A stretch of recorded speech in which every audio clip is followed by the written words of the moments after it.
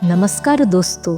पिछले भाग के वीडियो में मैंने आप लोगों को बाबा नीम करोली महाराज जी की कुछ चमत्कारी कथाएं सुनाई थी।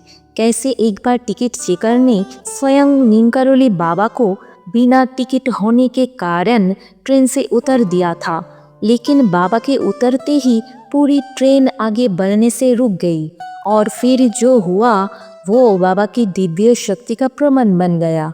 और कैसे बुजुर्ग दंपत्ति का जवान बेटा जो बर्मा फ्रंट पर युद्ध लड़ रहा था, बाबा की कृपा से बिना एक भी गोली लगे सुरक्षित अपने घर लौट आया था। आज के इस भाग के वीडियो में मैं आप लोगों को बाबा की कुछ अद्भुत और सत्य घटनाएं सुनाने जा रही हूँ, जो स्वयं बाबा के भक्तों ने अपनी पुस्तकों में लिखी है। आज मैं आपको नीम करोली बाबा और अमेरिका से आए एक युवा प्रोफेसर की सच्ची घटना सुनाने जा रही हूँ। ये कहानी उस समय की है जब रिचर्ड एल्बर्ट अपने भीतर की शांति और आत्म खोज के लिए भारत आए थे। रिचर्ड एल्बर्ट अमेरिका के हार्वर्ड यूनिवर्सिटी में साइकोलॉजी के प्रोफेसर थे। 1960 के दशक में उन्होंने एलएसडी जैसी दवाओं के माध्यम से चेतना और मानसिक अनुभवों का अध्ययन कर रहे थे, लेकिन उन्हें भीतर की स्थायी शांति नहीं मिल रही थी।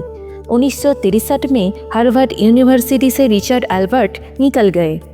फिर इसके बाद उनका जीवन अस्थिरता और आध्यात्मिक खोज में बीतने लगा। 1967 में रिचर्ड एल्बर्ट अमेरिका से भारत आए। उनका उद्देश्य किसी चमत्कार को देखने का नहीं था, बल्कि आत्म खोज और वास्तविक शांति प्राप्त करना था। उन्होंने साथ में एलएसडी दवा लेकर आए थे, लेकिन वो दवा नशा फैलाने के लिए नहीं लाए थे, बल्कि अपने ऊपर और चेतना के अनुभवों पर शोध करने के लिए लाए थे। भारत में उनका एक मित्र था, उनका नाम था भगवान दास। पहले रिचर्ड एल्बर्ट उसी मित्र के घर रुके और वही मित्र उन्हें नीम करोली बाबा के पास लेकर गया। बाबा के पास ले जाने के लिए रात के समय दोनों बैलगाड़ी से यात्रा कर रहे थे। रास्ते में जाते समय रिचर्ड एल्बर्ट आसमान में तारे सितारों की ओर देख रहे थे और मन ही मन में अपनी स्वर्गवासी माँ को याद कर रहे थे। फिर जैसे ही दोनों मित्र बाबा के आश्रम पहुंचे, तब नीम करोली बाबा ध्यान में बैठे हुए थे, लेकिन रिचर्ड एल्बर्ट ने बाबा को उतना गंभीरता से नहीं लिया था। बाबा ने उन्हें देखा और कहा, तुम्हारी माँ जहाँ है वह खुश है, तुम दुखी मत हो। ये बात सुन के रिचर्ड एल्बर्ट बिल्कुल अचंभित रह गए, क्योंकि वो सोच भी नहीं सकते थे कि बाबा उन्हें कैसे जान पाए कि उनका मन यही सोच रहा था। बाबा कैसे जान पाए कि मेरी माँ कहाँ है? यही पहला मिरेकल था जिसने रिचर्ड को पूरी तरह हिला दिया और उन्हें एहसास करवाया कि बाबा कोई साधारण व्यक्ति नहीं है। बाबा ने फिर रिचर्ड एल्बर्ट को पूछा, तुम्हारा कोई सवाल है?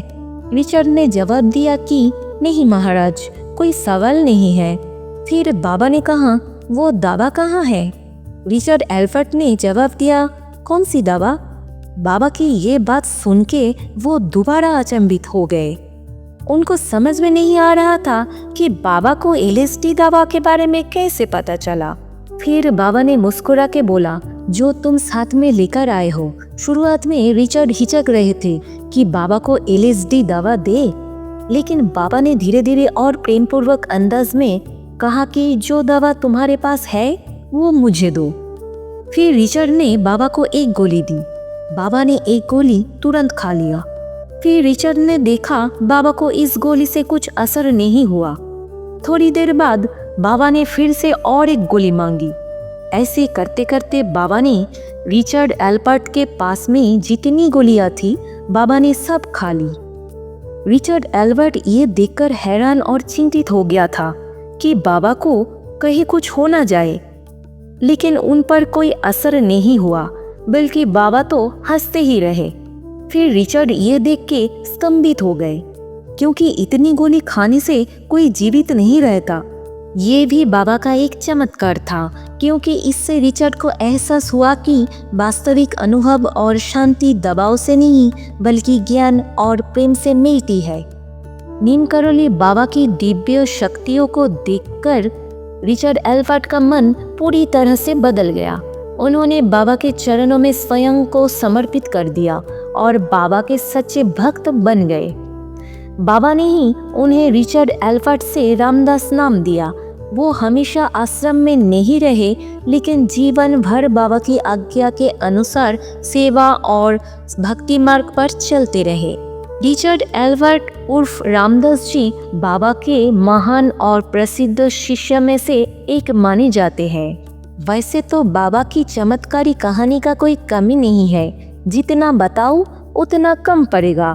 तो चलिए उनमें से और एक कहानी के बारे में सुनते हैं।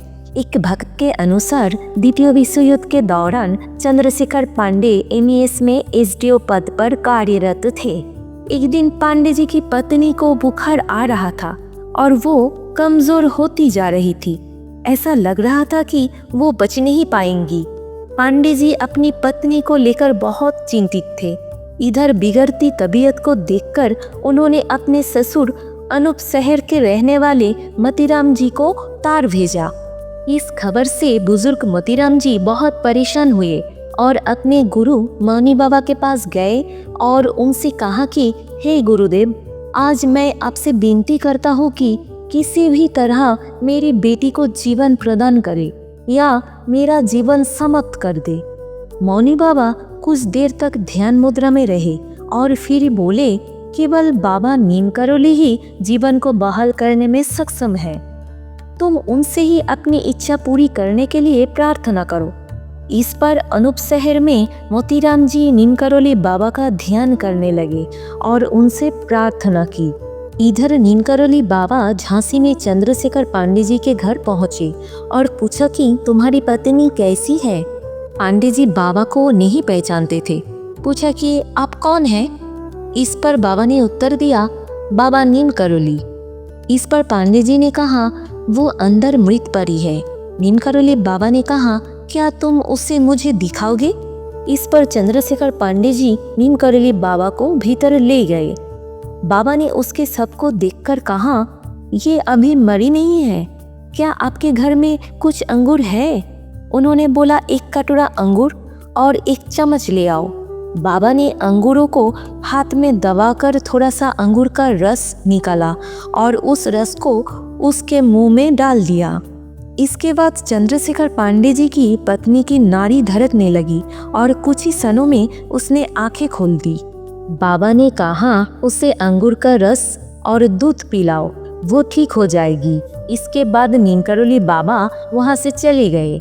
पांडे जी की पत्नी की तबीयत ठीक होने लगी और बिना किसी उपचार के वो फिर से स्वस्थ हो गई। बाद में पता चला कि जब पांडे जी की पत्नी 6 साल की थी तब नीम करोली बाबा मोतीराम जी के घर आए थे।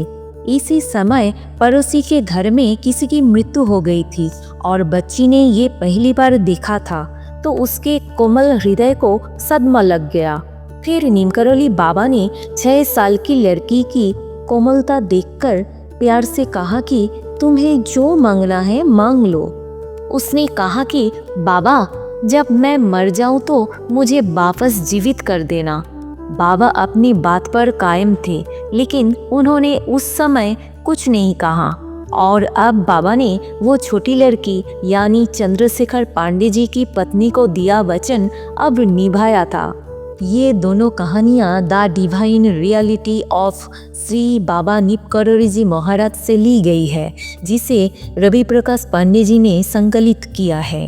तो चलिए दोस्तों, अब सुनते हैं बाबा की एक और अद्भुत लीला। कैसे बाबा को भोजन कराने वाले भक्त को उन्होंने नया जीवन दिया। एक अन्य भक्त की कहानी में भी इसी तरह का एक किस्सा है।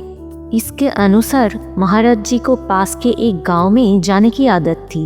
एक शाम नीम करोली बाबा एक भक्त के घर आए, जहां उन्होंने अक्सर भोजन किया करते थे। इस समय घर की मालकिन फुट फुट कर रोती हुई बाहर आई और बोली, बाबा, जो आपको खाना खिलाता था वो वही पड़ा है। वो मृत अवस्था में उन लोगों से घिरा हुआ था जो उसके दाह संस्कार की व्यवस्था करने आए थे। महाराज जी जाके उस मृत आदमी के पास बैठ गए, अपने कंबल का एक हिस्सा उस आदमी के शरीर पर डाल दिया और अपने आसपास के लोगों से बात करने लगे। कुछ देर बाद महाराज जी उठे और कहा कि उन्होंने जाकर अपना भोजन कहीं और करेंगे। किसी ने भी उन्हें रोकने के बारे में नहीं सोचा। महाराज जी के चले जाने के बाद वो मृत व्यक्ति मानो जैसे नींद से उठकर बैठा और बोला, मैं यहाँ क्यों लेटा हूँ? हर कोई इतना चौकित था कि कोई भी उत्तर नहीं दे सका। ये घटना दादा मुखर्जी ने स्वयं अपनी पुस्तक में लिखी है। ये सबसे ज्यादा उद्धृत और प्रसिद्ध घटनाओं में से एक है। तो दोस्तों, ये थी नीम करोली बाबा की कुछ अद्भुत लीलाएं। आज के लिए बाबा की ये अद्भुत कहानी यही समाप्त करती हूँ। बहुत ही जल्द आप सभी के सामने इस एपिसोड की अंतिम कहानी लेकर भाग 5 में फिर से मिलूंगी। तब तक आप सभी से विदा लेते हुए यही प्रार्थना करती हूँ कि बाबा की कृपा आप सब पर सदा बनी रहे। अगर बाबा की ये चमत्कारी कहानी आपको अच्छी लगी हो तो वीडियो को लाइक ज़रूर करें।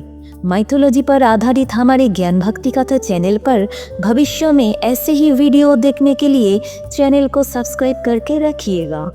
मेरे प्यारे दर्शकों, अगर आप लोगों के ध्यान में भी कोई ऐसी कहानी है जो माइथोलॉजी पर आधारित हो तो कमेंट में ज़रूर बताइए। हम पूरी कोशिश करेंगे कि आपकी पसंदीदा कहानी पर वीडियो बनाकर आपके सामने लाए। सभी प्यार से बोलिए, जय नीम करोली बाबा।